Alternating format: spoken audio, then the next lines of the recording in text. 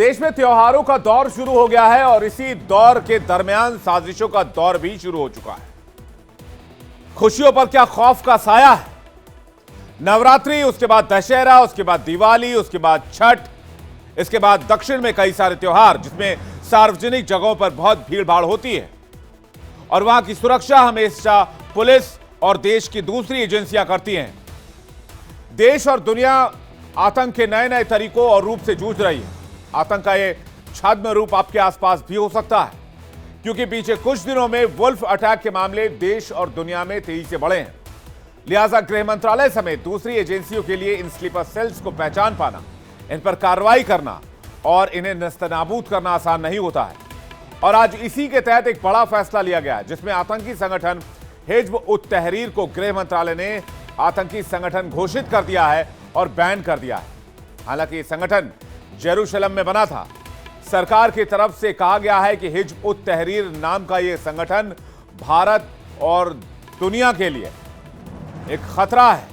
यह इस्लामिक राज्य की कल्पना करता है, इस्लामिक राज्य स्थापित करना चाहता है और इसी मकसद को हासिल करने के लिए यह आतंकी गतिविधियों में शामिल है। यह देश की एकता और अखंडता के लिए खतरा है। इस पर प्रतिबंध लगाना बेहद जरूरी है। केंद्र सरकार मानती है कि हिज्ब उत तहरीर आतंकवाद में संलिप्त रहा है। इसने भारत में हुए आतंकवाद की कई घटनाओं में भूमिका निभाई है। इसके लिए अलग अलग social media platforms, secure applications का इस्तेमाल करते हुए आतंकवाद को प्रमोट करने का काम किया है। युवाओं को बरगलाया है और युवाओं को आतंकी बनाने के लिए उन्हें भड़काने का काम भी हिज्ब उत तहरीर किया करता था। अब हिज्ब उत तहरीर के बारे में भी जान लीजिए। हिज्ब उत तहरीर को लेकर गृह मंत्रालय ने आज से बैन लगा दिया। आपको बता देते हैं संगठन के बारे में और संगठन चर्चा में क्यों आया है और इस पर बैन लगाने की आखिर क्या वजह सामने आई है। हिज्ब उत तहरीर की नींव साल 1953 में जेरूशलम में रखी गई। इसकी स्थापना करने का उद्देश्य दुनिया में इस्लामी खलीफा स्थापना और शरिया कानून लागू करना था। यह संगठन मध्य पूर्व और दक्षिण एशिया में एक्टिव है। कई देशों में बैन हो चुका है। यह आतंकी संगठन ब्रिटेन समेत कई पश्चिमी देशों में अभी भी एक्टिव बताया जाता है। इसके अलावा कई और अरब और मध्य एशियाई देश हैं जहां पर हिज्ब उत तहरीर सक्रिय है। इसकी स्थापना कती अल दीन अल नभानी ने की थी। यह एक फिलिस्तीनी इस्लामिक विद्वान था। यह संगठन दुनिया के इतिहास को इस्लाम और इस्लाम में भरोसा न करने वालों के बीच हमेशा चलने वाले विवाद की तरह देखता है। हिज्ब उत तहरीर 50 से अधिक देशों में पहुंच चुका है और इसके सदस्यों की संख्या 10 लाख के आसपास मानी जाती है। वहीं दूसरी ओर एनआईए ने तमिलनाडु में हिज्ब उत तहरीर मामले में एक और मुख्य आरोपी फैजुल रहमान को चेन्नई से गिरफ्तार कर लिया। एनआईए के मुताबिक हिज्ब उत तहरीर संगठन से यह शख्स संबंधित था। एनआईए ने इस मामले में 7वीं गिरफ्तारी की है। एनआईए ने जब अपनी जांच को आगे बढ़ाया तो एनआईए को जांच में पता चला कि फैजुल रहमान दूसरे साथियों के साथ मिलकर देश में आतंकी वारदातों को और देश विरोधी गतिविधियों को अंजाम देकर भारत सरकार को किसी भी कीमत पर उखाड़ फेंकने के लिए कैंपेन चलाया करता था, साजिश चलाया करता था। इस मामले में इन तमाम जगह छापेमारी के बाद एनआईए ने कई आपत्तिजनक सामानों को बरामद किया, जिसमें पैम्पलेट्स, किताबें, लिटरेचर, इलेक्ट्रॉनिक डिवाइस और कई ऐसे लेटर थे जो देश विरोधी होने का सीधे दुनिया के लिए घाव बन चुके इस्लामिक कट्टरपंथियों के आका पाकिस्तान के आतंकी संगठन भी त्योहारों का सिरदर्द रहे हैं, जिसे लेकर देश की सुरक्षा एजेंसियां लगातार चौकन्नी रही हैं और अब देश में छापेमारी की कार्रवाई की जा रही है। एनआईए लगातार इन आतंकी तंजीमों की साजिशों को नाकाम करने में लगी है। लगातार इस तरह के मामलों की निगरानी की जा रही है। बीते शनिवार को एनआईए ने आतंकी फंडिंग मामले में 5 राज्यों के 26 लोकेशन पर एक साथ छापेमारी की। हालांकि एनआईए ने इस छापेमारी में आतंकी संगठन जैश ए मोहम्मद से जुड़े कई संदिग्धों को हिरासत में लिया।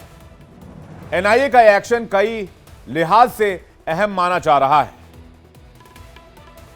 ये सूत्रों के मुताबिक गिरफ्तार हुए आतंकी शेख सुल्तान सलाउद्दीन अयूबी और उसके साथी लगातार सोशल मीडिया के जरिए देश में होने वाले चुनाव का बहिष्कार करने के लिए प्रचार प्रसार कर रहे थे। वो ये कह रहे थे कि वो देश में यानी भारत में होने वाले चुनावों का बहिष्कार करें और इसे वो अन इस्लामिक यानी हराम बताया करते थे। जैश ए मोहम्मद और उसके स्लीपर सेल से जुड़े ठिकानों को लेकर एनआईए लगातार कार्रवाई कर रही है। इनके नापाक मंसूबों को वक्त रहते नाकाम करने के लिए रेड किया जा रहा है। राष्ट्रीय जांच एजेंसी एनआईए ने जिन 26 जगहों पर रेड किए उसमें गोलपारा असम, औरंगाबाद एमएच यानी कि महाराष्ट्र, जालना महाराष्ट्र, मालेगांव महाराष्ट्र, मेरठ उत्तर प्रदेश, सहारनपुर उत्तर प्रदेश, दिल्ली, बारामूला जम्मू कश्मीर, पुलवामा जम्मू कश्मीर, रामबन जम्मू कश्मीर में है। हालांकि मामले की जांच जारी है। इसके अलावा एनआईए को कई और स्लीपर सेल के बारे में भी जानकारी मिली है और अब कहा यह जा रहा है कि एनआईए जैसे जैसे इस जांच को आगे बढ़ा रही है, कई और संदिग्धों की गिरफ्तारी और कई और मामलों का खुलासा भी संभव है। आगे बढ़ते हैं और बात करते हैं देश की सियासत की। हरियाणा विधानसभा चुनाव के नतीजों को आज 3 दिन हो चुके हैं। बावजूद इसके चर्चा इसको लेकर नहीं रुक रही कि असल में कांग्रेस को आखिर ये झटका लगा तो लगा कैसे।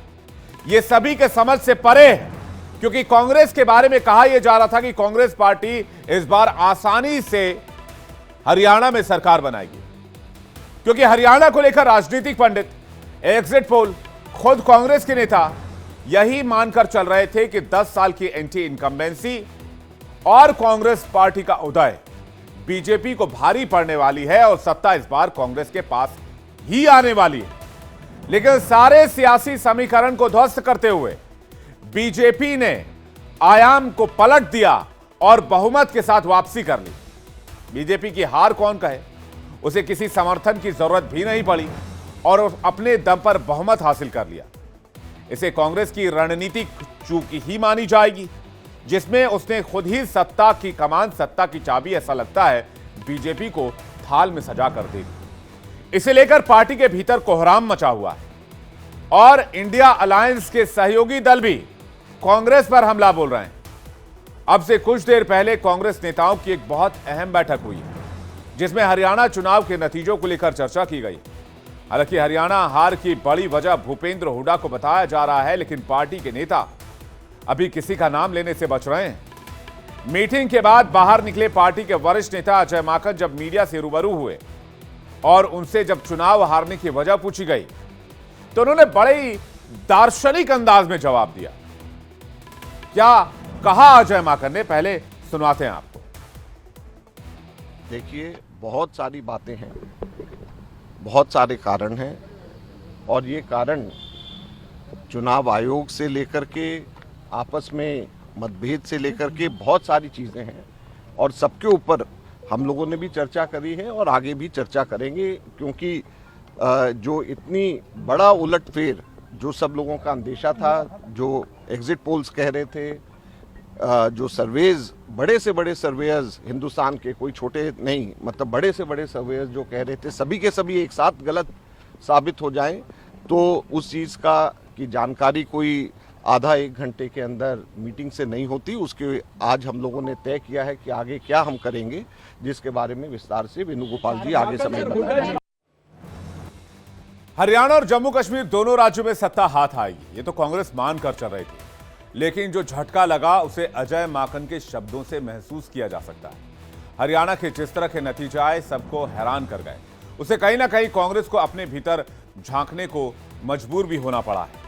सूत्रों की माने तो राहुल गांधी नेताओं से, खासकर हरियाणा के नेताओं से बहुत नाराज है। जाहिर है, राहुल ने साफ तौर पर कहा है कि पार्टी नेताओं ने अपना इंटरेस्ट ऊपर रखा है, जिसकी वजह से पार्टी का इंटरेस्ट नीचे चला गया है।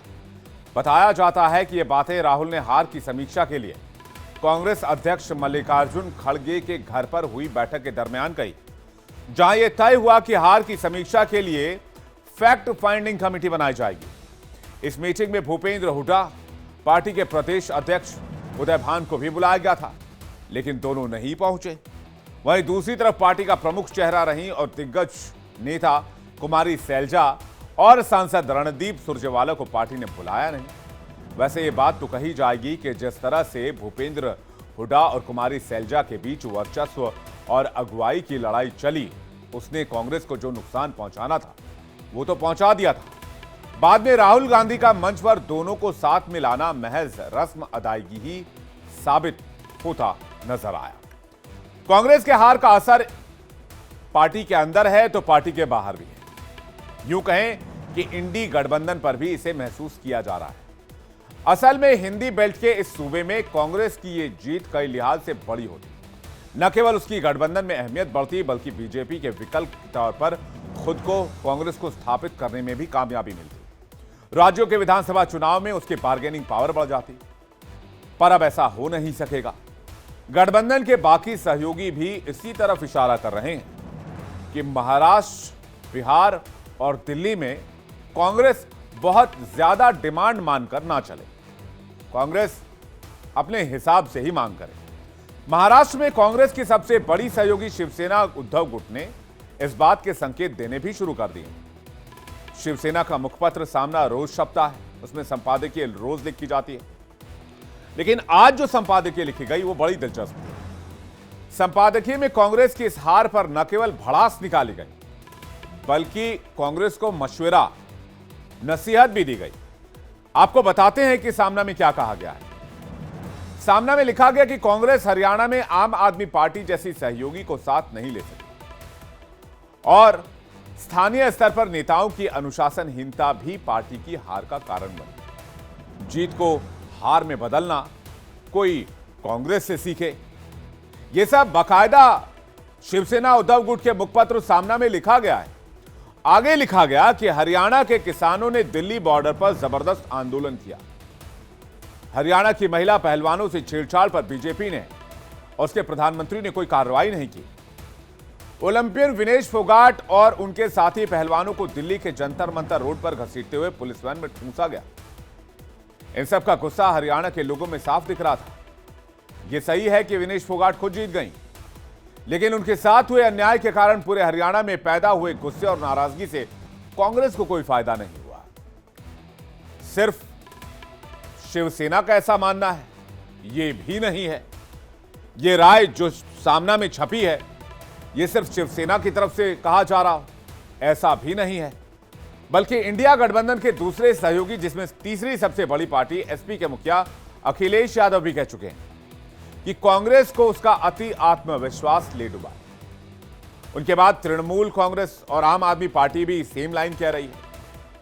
इसी ट्रैक पर है कि कांग्रेस अपने हितों के आगे अपने सहयोगी की भूमिका को समझ नहीं पा रही है, या रख नहीं पा रही, या डिफाइन नहीं कर पा रही। तृणमूल कांग्रेस के नेताओं ने तो बाकायदा लोकसभा चुनाव के नतीजों से सीखने और बीजेपी से मुकाबले में क्षेत्रीय दलों की अनदेखी करने के बर्ताव को सरासर गलत ठहरा दिया।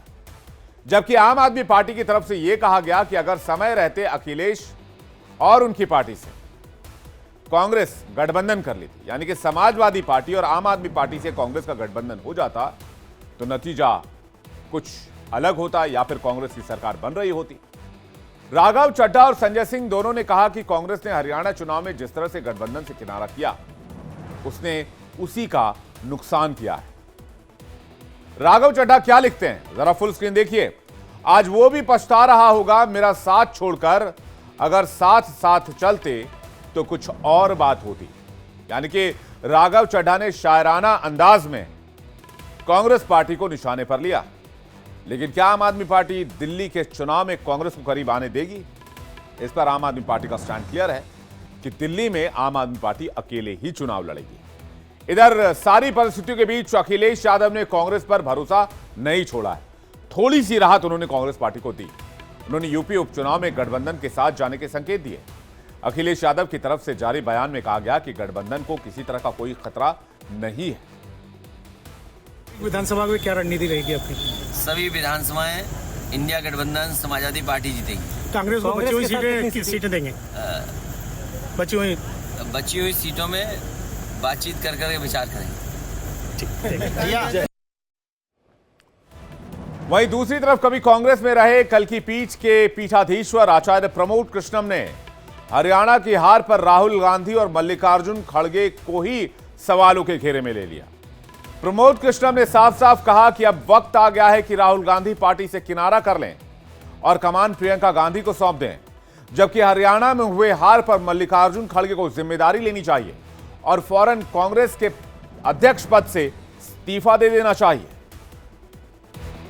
राहुल गांधी के आसपास जो ये चौकड़ी है, ये जो तमाम तरह के नॉन पॉलिटिकल वामपंथी सनातन विरोधी लोगों का एक गैंग बन गया है। अब आपस में एक दूसरे पे आरोप लगा रहे हैं। एक पत्रकार ने कहा है कि कांग्रेस का जो दफ्तर है वो करप्शन का अड्डा बन गया है। तो मुझे लगता है कि कांग्रेस में बहुत बड़े बदलाव की जरूरत है और कांग्रेस की कमान खड़गे जी को इस्तीफा दे देना चाहिए और राहुल गांधी जी से कांग्रेस को दूरी बनानी चाहिए। कांग्रेस की कमान, कांग्रेस की लीडरशिप अब प्रियंका गांधी को, या अब वक्त आ गया कि प्रियंका गांधी को सौंप देनी चाहिए। ये उनकी मानसिक दिवालियापन का सबूत है। कश्मीर में ईवीएम ठीक है और हरियाणा में ईवीएम गलत है। कश्मीर में ईवीएम ईमानदार है, हरियाणा में बेईमान है।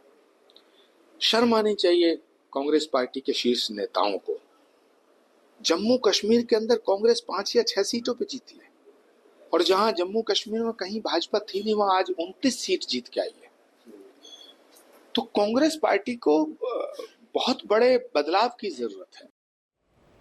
पीएम मोदी लाओस में 10वीं बार इंडियन आसियान समिट में शामिल हो रहे हैं। पीएम मोदी ने आसियान समिट को संबोधित करते हुए एक बार फिर से पूरी दुनिया को शांति का संदेश दिया और कहा कि 21वीं सदी इंडिया और आसियान देशों का है। आज जब दुनिया के कई हिस्सों में युद्ध, संघर्ष और तनाव की स्थिति बनी हुई है, भारत और आसियान की मित्रता, संवाद और सहयोग बहुत ही महत्वपूर्ण संदेश देते हैं।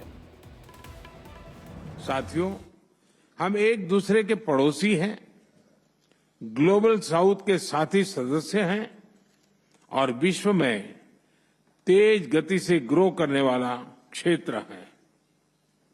हम शांतिप्रिय देश हैं, एक दूसरे की राष्ट्रीय अखंडता और संप्रभुता का सम्मान करते हैं और अपने युवाओं के उज्जवल भविष्य के प्रति हम कमिटेड हैं।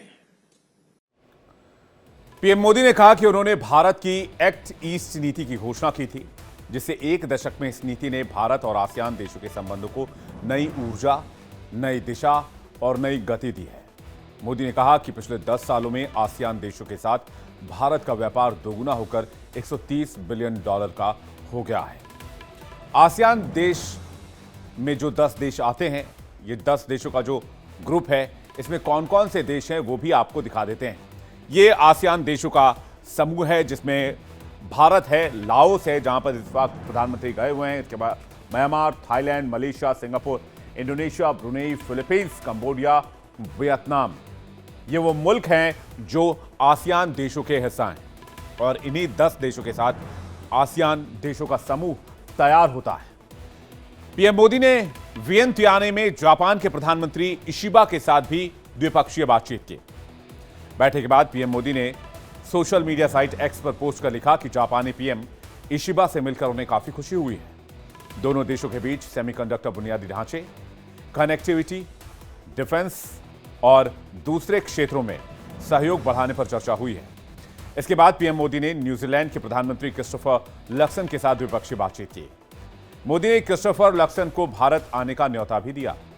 मीटिंग के दौरान दोनों देशों के बीच व्यापार, निवेश, डिफेंस, डेयरी, स्पेस और टूरिज्म जैसे मुद्दों पर बात हुई। बैठक के बाद न्यूजीलैंड के पीएम क्रिस्टोफर ने कहा कि वो भारत के फैन हैं। ये एक ऐसा देश है जिससे उन्हें बहुत प्यार है। पीएम मोदी इसके अलावा भी कई देशों के नेताओं के साथ द्विपक्षीय वार्ता करेंगे। यानी आसियान समिट से भारत को बड़ा फायदा होने वाला है और भारत में डिफेंस, निवेश और बाकी क्षेत्रों के लिहाज से ये मीटिंग इस बार भारत के लिए काफी बेनिफिशियल साबित होने वाली है। बिहार की एक बड़ी इंपॉर्टेंट खबर आपको बताने जा रहा हूं। बिहार में शिक्षा व्यवस्था में बड़ा बदलाव हुआ है। शिक्षा विभाग की तरफ से स्कूल टीचर्स के लिए नई गाइडलाइन जारी कर दिए गए। पढ़ो, पढ़ाओ और बिहार को आगे बढ़ाओ। यानी स्कूल में बेहतर पढ़ाई हो सके और पढ़ाई के अलावा जो बाकी दूसरी चीजें की जा रही थी वो कंट्रोल किए जा सके, उन पर लगाम लगाई जा सके। स्कूलों में बेहतर पढ़ाई और अनुशासन पर फोकस हो, इसके लिए कई नियम लागू किए जाने का फैसला प्रदेश की नीतीश सरकार ने कर दिया है। इस बदलाव के तहत न केवल टीचरों का लुक बदलने की कोशिश हुई है बल्कि उन्हें डिजिटली डिटॉक्स किया जा रहा है। इसका मतलब क्या है? इसका मतलब यह है कि मोबाइल का इस्तेमाल स्कूल के अंदर कम से कम होगा। खासकर स्कूलों के अंदर जो मोबाइल्स के जरिए रील्स बनाए जाते हैं, पोस्ट किए जाते हैं, पढ़ाई के वक्त में मोबाइल का ज्यादा इस्तेमाल किया जाता है, उन सब पे लगाम लगाने की तैयारी है। यकीनन बिहार की शिक्षा व्यवस्था और सरकारी स्कूलों में पढ़ाई को देखते हुए इस फैसले की अहमियत समझी जा सकती है, लेकिन असल सवाल यह है कि इसे लागू कराया कैसे जाए, क्योंकि बदलाव तभी कारगर होगा जब शिक्षक इसे मानने के लिए तैयार हो जाएंगे।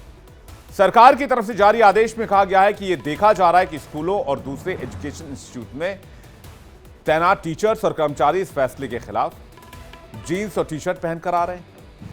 Social media, Facebook, YouTube, Instagram, reels, दूसरे मीडियम से डांस, डीजे, डिस्को और दूसरी एक्टिविटी में शामिल हो रहे हैं। स्कूलों में पढ़ाई पर कम फोकस किया जा रहा है, सोशल मीडिया एक्टिविटीज पर ज्यादा फोकस किया जा रहा है। दरअसल शिक्षा विभाग ने आदेश दिया हुआ है कि एजुकेशन कैलेंडर के मुताबिक ही डांस या संगीत के प्रोग्राम कराए जाएं, न कि सोशल मीडिया को बढ़ावा दिया जाए। शिक्षा विभाग ने अपने आदेश में आगे यह भी कहा है कि टीचर्स के स्कूल कैंपस में इस तरह के आचरण और व्यवहार एजुकेशन के माहौल को गलत तरीके से प्रभावित कर रहे हैं, जो किसी भी सूरत में स्वीकार योग्य नहीं है। शिक्षा विभाग के जरिए अधिकारियों को दिए गए दिशा निर्देश में कहा गया है कि स्कूलों और दूसरे एजुकेशन संस्थान में तैनात टीचर्स फॉर्मल ड्रेस में ही आए और जिला शिक्षा पदाधिकारियों को इसका अनुपालन किया जाए, ये सुनिश्चित करने की बात कही गई है। शिक्षा विभाग के इस आदेश पर आरजेडी ने ऐतराज जताते हुए कहा है कि शिक्षकों को सरकार मानसिक तौर पर प्रताड़ित कर रही है। आरजेडी प्रवक्ता ने कहा कि ड्रेस कोड होना चाहिए, पर बार बार इस तरह के लेटर के जरिए शिक्षकों को मानसिक तौर पर प्रताड़ित नहीं किया जाना चाहिए। एक और खबर आपको बता दें जो दिल्ली से आ रही है। दिल्ली पुलिस स्पेशल सेल ने रमेश नगर के इलाके में रेड की है। मौके से पुलिस ने एक गोदाम से 200 किलो कोकीन बरामद की है। बरामद ड्रग्स की कीमत तकरीबन 2000 करोड़ बताई जा रही है। जानकारी के मुताबिक अब तक 7000 करोड़ की ड्रग स्पेशल सेल जब्त कर चुकी है। ड्रग रैकेट का इंटरनेशनल कनेक्शन भी सामने आ चुका है। ईडी ने भी Delhi police special cell case की डिटेल्स ली है। इस मामले में 4 आरोपियों को गिरफ्तार किया गया है। बताया जा रहा है कि कोकीन लाने वाला शख्स लंदन फरार हो गया है। जिस कार से कोकीन लाई गई थी उसमें जीपीएस लगा हुआ था।